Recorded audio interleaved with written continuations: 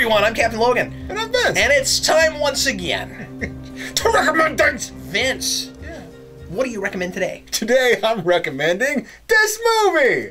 Haven't even taken it out of the package. I have no idea what it's about. But it's a movie. Oh, so you're recommending Solomon Kane. Oh, Solomon Kane. So how was this? I really liked it. I have seen it. It's on Netflix. So I thought about recommending something from Netflix. Today we recommend Netflix again. But Eric said that was great. I watched it, and you know what? I kind of expected to not like it that much. But by God, it was really interesting. Oh, cool. It was super interesting. And I mean, there was a couple of cliched things in there, and the ending is kind of anticlimactic for what it is.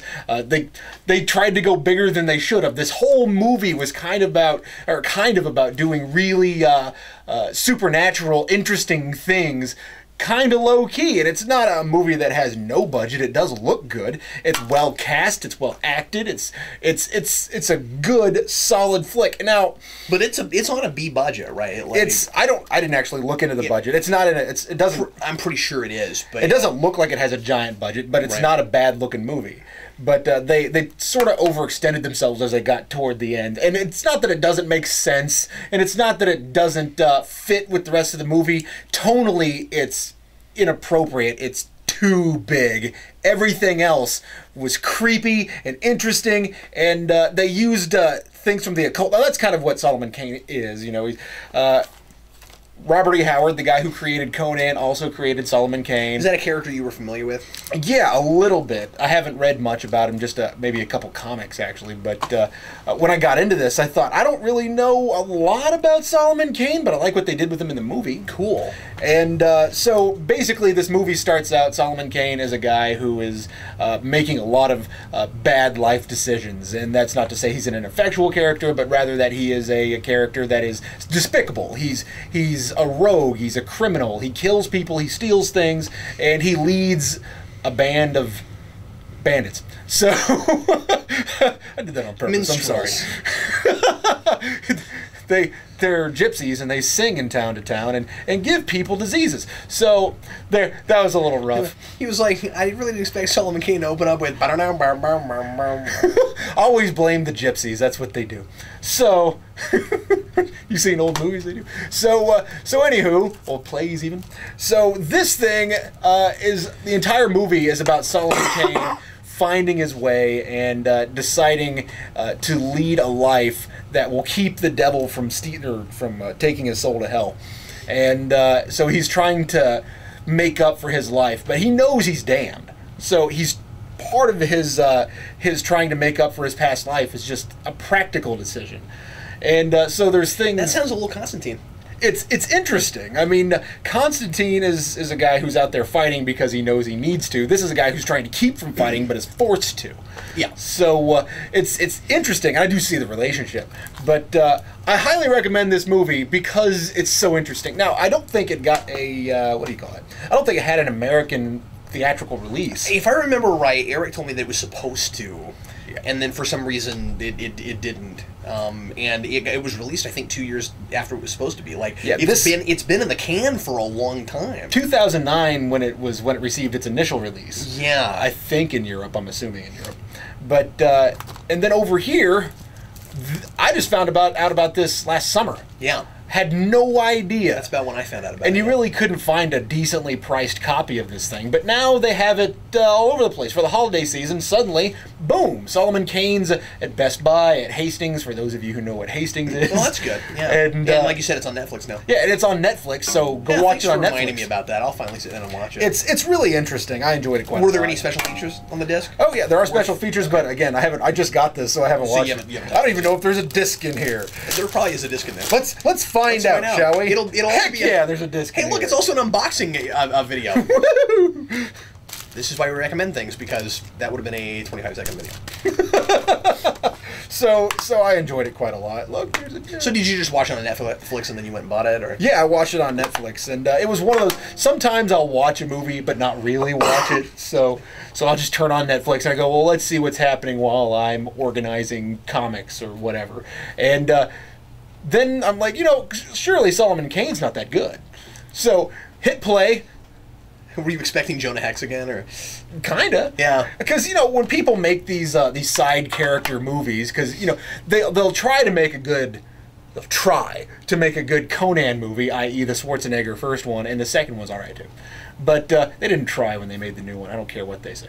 But it was okay, but it was poorly cast for at least Conan. Which is sad, because I like that actor in Stargate.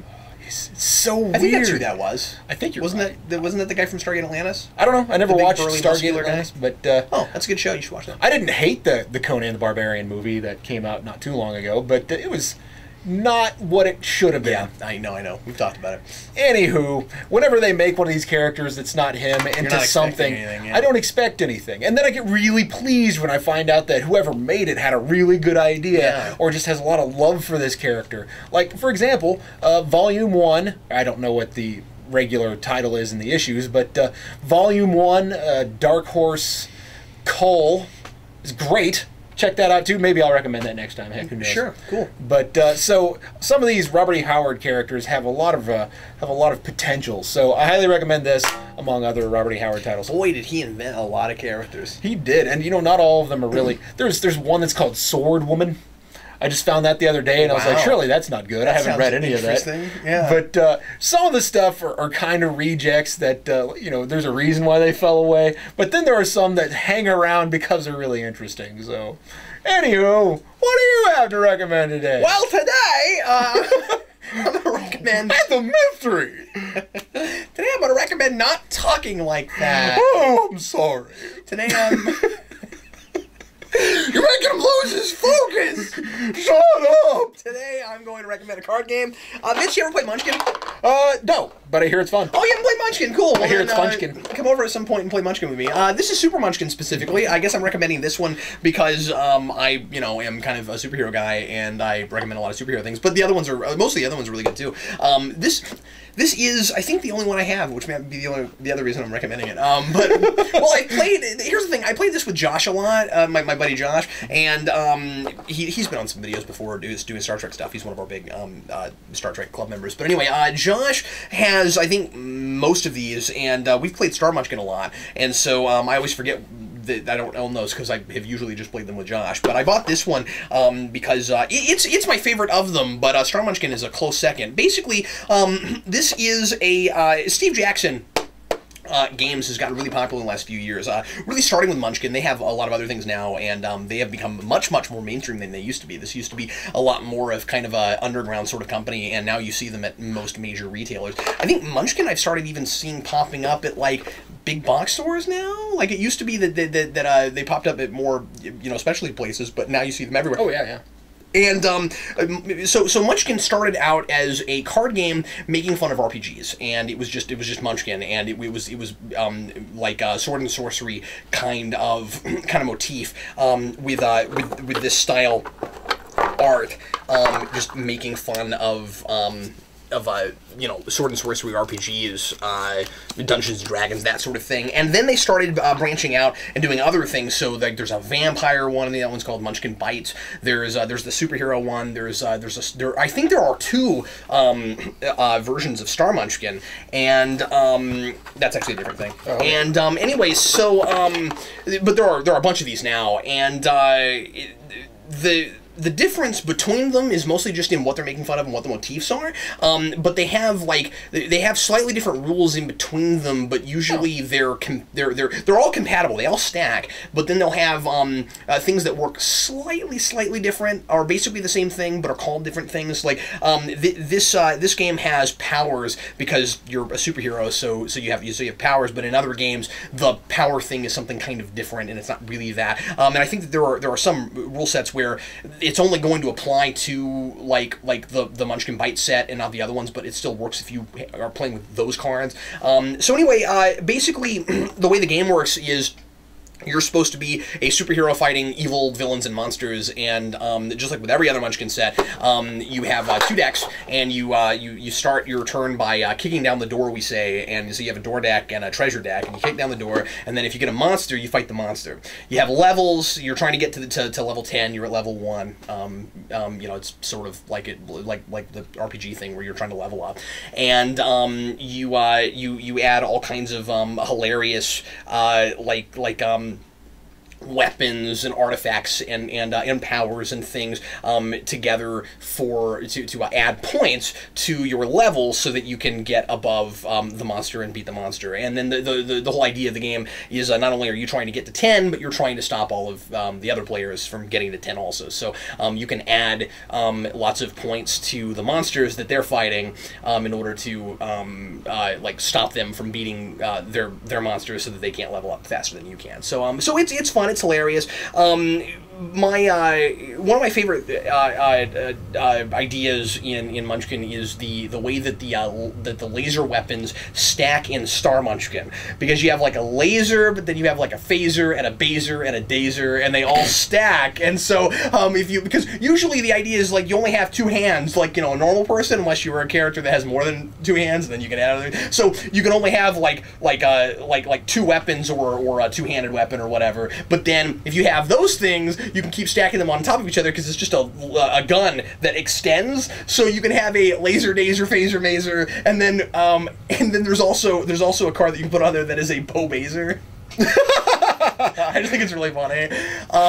Yeah, it's great. One of the mechanics in the game is you can have a sex change. So there are cards that will like affect your gender. So there are cards where certain things only affect males or only affect females. But then if you have a gender change, you have to remember that you're a different gender now. So you are whatever gender you are when you start playing the game. But then you might have a sex change, and then that changes the game. It's really funny. Yeah, it's really clever. On this, you have things like because they make fun of things that you will recognize in comicdom. For instance, a lot of the monsters are reminiscent of villains you know. There's one that I think is called the giant planet-eating bad guy, who's just Galactus's foot on a card. That's pretty funny. Yeah, there's another one. Oh, Jason was hanging out with us when we played this last, and I'm recommending this because we just played this game the other day, and I remembered. I was like, I've never recommended this. Jason looks down at one of the cards Sarah had, and she goes, "Mom, boots don't shoot." She had boots that shoot, and stuff like that. There's boot shooting boogie. There's the spray-on costume. That one's kind of funny. It burns. There are different sidekicks. One of them is the monkey with a costume like yours. So anyway, so we're gonna have to play this together at some point. But anyway, yeah. So that's one of my favorite games. It's always a blast. That's pretty funny. The monkey with a costume like yours. Yeah. So I like it. You'll enjoy that. Well, anyway, thanks everybody as always for watching us recommend stuff, and we'll recommend something else for you once again next week. I'm Captain Logan. And I'm Vince. See you later.